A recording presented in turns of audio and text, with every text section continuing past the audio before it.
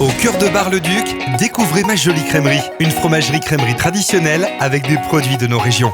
Pour la Saint-Valentin, vos fromagers Johan et Jessica vous proposent une box à déguster avec votre moitié.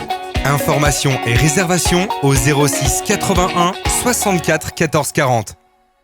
Vous êtes un restaurateur, une collectivité ou une association ? Promocash Saint-Dizier vous accompagne au quotidien. L'équipe vous accueille du lundi au samedi à Bettencourt-la-Ferrée pour vos besoins en produits frais, épicerie et matériel professionnel. Services personnalisés, livraison et offres promotionnelles sont disponibles toute l'année. Promocash, grandir ensemble.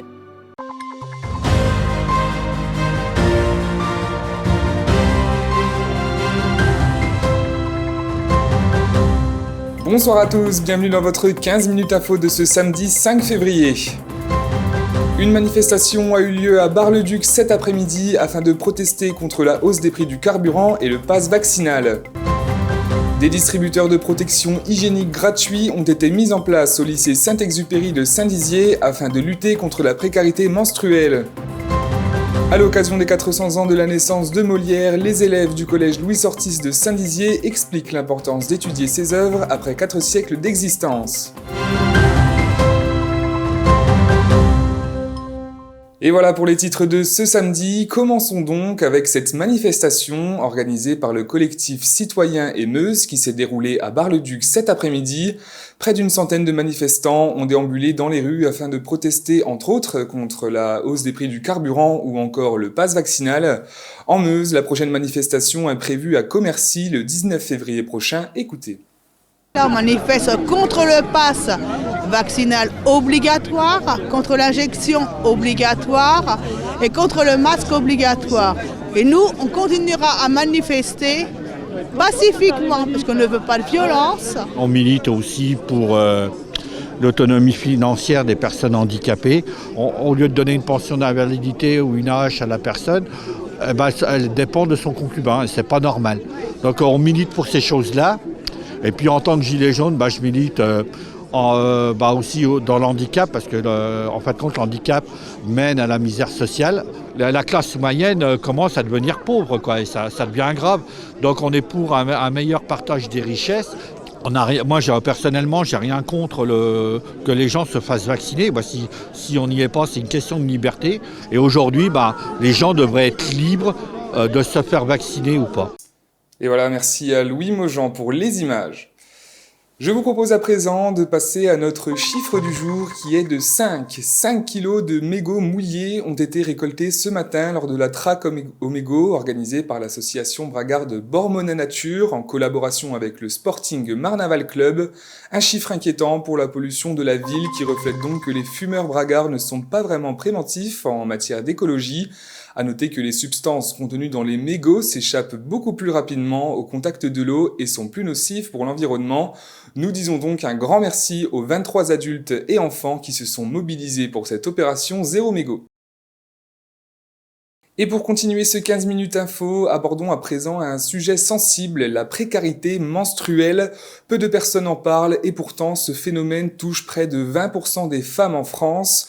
En moyenne, une femme dépense entre 5 et 10 euros par mois pour se procurer des protections hygiéniques, mais nombreuses sont celles qui atteignent les 20 euros et plus. Au lycée, 12% des jeunes filles ne vont pas en cours car elles n'ont pas les moyens de s'acheter des protections hygiéniques. Et pour agir face à cela, la région Grand Est a déployé des distributeurs dans 50 lycées pour permettre aux lycéennes de se fournir gratuitement.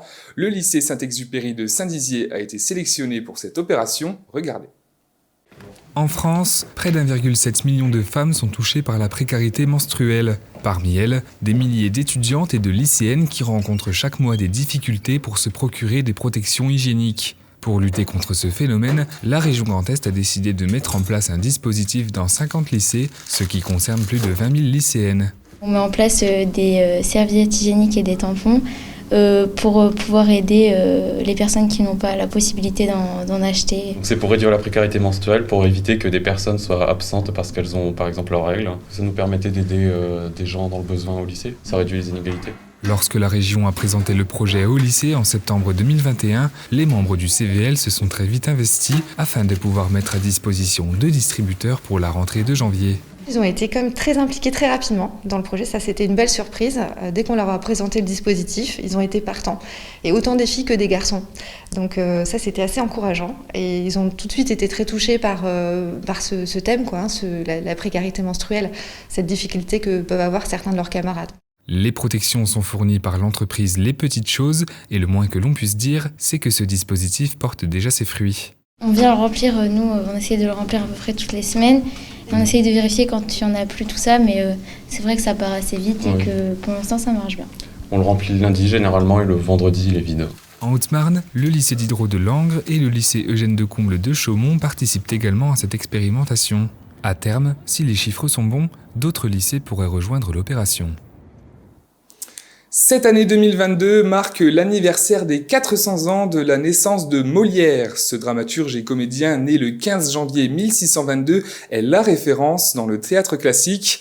Après plus de 4 siècles, ses œuvres sont toujours d'actualité et certaines sont même inscrites au programme scolaire. Mais alors pourquoi est-il important d'étudier Molière à l'école? Élément de réponse avec Julien Carret et Alison Godefroy.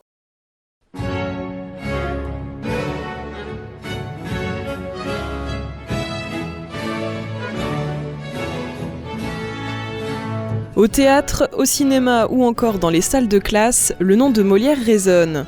Cette année, le dramaturge est mis à l'honneur à l'occasion des 400 ans de sa naissance. Né en janvier 1622, Jean-Baptiste Poquelin, plus connu sous le nom de Molière, incarne le théâtre et la langue française. 400 ans après, ces nombreuses pièces classiques ne sont pas tombées aux oubliettes, bien au contraire, elles sont toujours étudiées sur les bancs de l'école. Ce qui me plaît dans Molière, c'est que les élèves remarquent que les thématiques abordées sont toujours d'actualité. Parler des caractères des personnages fait vraiment un écho avec les personnes qu'ils rencontrent dans la vie de tous les jours encore maintenant. Et donc on aborde aussi Molière pour parler des relations dans la famille, par exemple, parce que c'est un thème au programme pour le collège. À Saint-Dizier, au collège Louis Sortize, les élèves ont étudié l'Avare, une pièce bien appréciée chez les plus jeunes qui laisse part à de nombreuses situations comiques. La pièce L'Avare de Molière, elle désigne par exemple Harpagon qui est avare avec tout le monde. C'est un peu drôle qu'il y a un père qui est amoureux de la même femme que son fils. Et aussi, il est plutôt avare et c'est un peu drôle. Ça me semble très important de choisir une pièce de théâtre qui puisse représenter un petit peu tous les aspects intéressants du théâtre classique, en tout cas pour Molière. Donc c'est l'occasion d'étudier comment on met en scène, comment les personnages parlent, les différents comiques. Je trouve que en fait, Molière, c'est un bon sujet pour découvrir ce qu'est le théâtre en fait. En effet, les élèves ont porté un réel intérêt pour le dramaturge et pour le théâtre classique. Une chose est sûre, ils ressortiront de cette salle de classe avec un nouveau regard sur cet art. C'est bien parce qu'on apprend déjà comment ils parlent avant. Ce qu'ils faisaient avant, on peut le refaire aujourd'hui. Les tenues qu'ils avaient avant et leur mode de vie. Et du coup, pour moi, c'est bien. J'aime bien. Pour savoir comment on parlait avant et que ça a bien changé d'avant.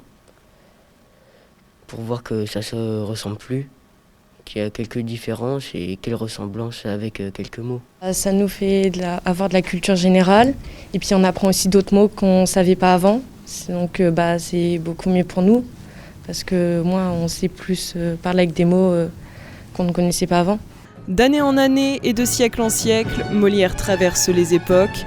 Il est devenu une figure emblématique de la littérature et l'un des auteurs les plus joués au monde. Ces pièces continueront d'exister avec le temps, puisque les élèves d'aujourd'hui seront peut-être les comédiens de demain. Et voilà, c'est la fin de cette édition. Merci à tous de l'avoir suivi. Dans un instant, vos prévisions météo de demain présentées par Alison Godefroy. Très belle soirée à tous. Toute l'actualité qui vous concerne, à voir et à revoir dès maintenant sur puissancetelevision.fr et sur notre application mobile. Nouveau, PTV s'installe sur TikTok. Découvre dès maintenant des sujets d'actualité décryptés et analysés par nos journalistes directement dans ton appli TikTok. Abonne-toi dès à présent pour ne pas rater nos prochaines vidéos. Puissance Télévision. Vivons l'info.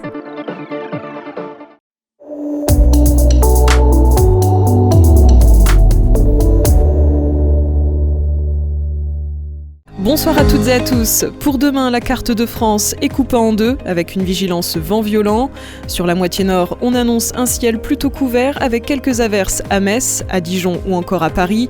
On prévoit également des vents forts pouvant aller jusqu'à 80 km/h. Du sud au sud-ouest, le soleil se maintiendra, notamment à Nice.